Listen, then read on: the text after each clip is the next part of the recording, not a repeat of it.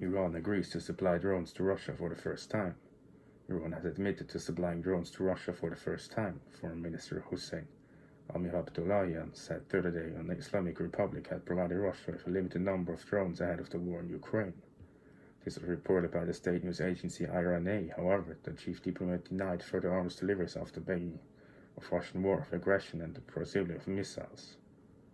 Kiev and the US government recently announced that Iran kamikaze drones were used in the Ukrainian war. Tehran has reportedly sent military personnel to Russian-held Crimea to train the Russians on how to use the drones and provide them with technical assistance. So far, Tehran has denied the deliveries.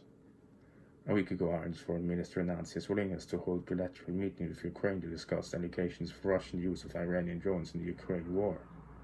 According to the Ukraine military, was shot down hundreds of Iranian shaded 136 kamikaze drones. It's assumed that Russia has ordered 2,400 such drones. Iran has good relations with Russia. In order to neutralize Western sanctions, Tehran is appealing to China and Russia in particular for economic and military cooperation. What do you think?